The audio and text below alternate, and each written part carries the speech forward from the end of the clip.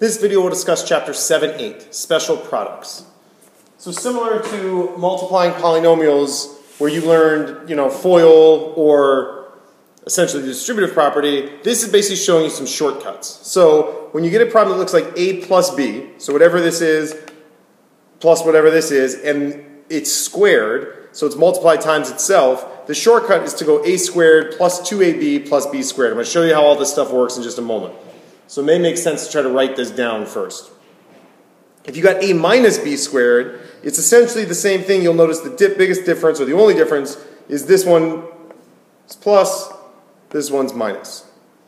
And then if it's a plus b times a minus b, or it can be written the other way, because remember the commutative property allows you to mix the order in multiplication. A minus b times a plus b, this would be a squared minus b squared. Now, I'm going to show you exactly how this works for just a moment. I'm going to start by showing you this one. A plus b squared equals a squared plus 2ab plus b squared. So what might that look like in a problem?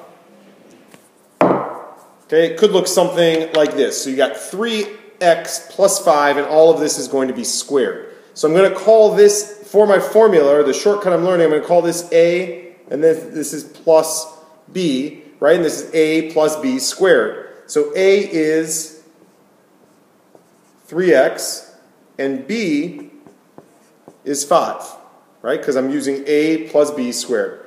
Now, a squared then would be 3x times 3x, or 3x and then in parentheses squared. So this would be 9x squared. And then b squared would be 5 times 5, which is 25. All right, I'm going to come back to this in just a second. I'm going to now use this shortcut, the one on the very top of the slide, a squared plus 2ab plus b squared. So I know that a squared is 9x squared. So that's 9, it's not really very visible, is it? It's 9x squared plus 2 times a times b plus b squared. So I got a squared plus 2ab plus b squared. Now when I simplify this, and I need to simplify the middle, this 9x squared isn't going anywhere. This is going to be 2 times 3x times 5, and you kind of do this in whatever order you want. A lot of people see this as 2 times 5, which is 10. 10 times 3x would be 30x. You could do 2 times 3x, which is 6x, times 5 is 30x. But however you get there, you're probably getting to 30x. Or hopefully getting to 30x, and then plus 25. So instead of having to write this out, and so the long way would be to go 3x plus 5 times 3x plus 5, right? And then I would have to do this, this, this, this. The shortcut now is to use this formula that will kind of help you get here quicker. And obviously the more you become comfortable with it, some of this stuff you can end up doing in your head. You're just probably not there, on the first time you try this. Let's take a look at a second example. So this time we're going to use this one. A minus b squared would be a squared minus 2ab plus b squared. So make sure this is still a plus. This is the minus that we're going to change. And so that might look something like this.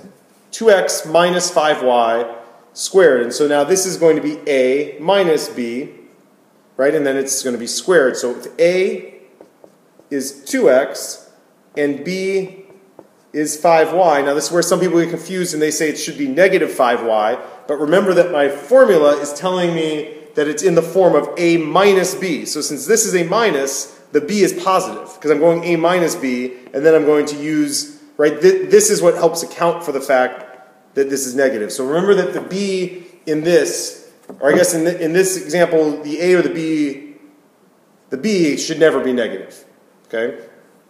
And then I need to figure out a squared and b squared. So a squared, which would be 2x squared, so 2x times 2x would be 4x squared, and b squared, 5y squared, or 5y times 5y is 25y squared. So now, as I use my formula, a squared minus 2ab plus b squared, this is going to be a squared minus 2 times a times b plus b squared. Okay, now I need to simplify that middle term, and so this is 4x squared. Negative 2 times 2x is 4x times 5y is negative 20xy. Right? Or you could do the numbers. 2 times 2 is, or negative 2 times 2 is negative 4, times 5 would be negative 20, and then the x and the y. Okay, and then I'm just adding the 25y squared. Right? So this would be my final answer. And again, instead of doing the long way, where you end up having to distribute a bunch, you can use this shortcut.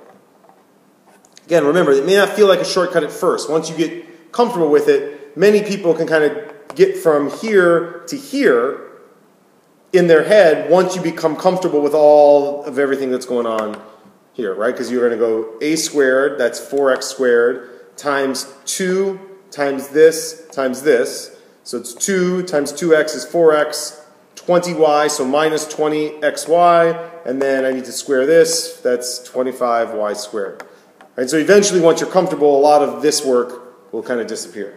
But it's going to take some time to get comfortable. All right, then the final example is this last one, a plus b times a minus b, and this is a squared minus b squared. And so you can see this, best example would be here. Now again, you could go the long way and distribute, but this is going to be a plus b, a minus b. And so a is 3n and b is 2. So that means that a squared is 9n squared and b squared is 4. So a squared minus b squared would be 9n squared minus 4. That would be my final answer. And had you distributed, you would find that this would be true. All right, so please make sure that you have these written down somewhere. You're going to use these a lot in terms of shortcuts with special products. Thanks very much for watching the video. Don't forget to do the problems on the bottom of the page. See you in class.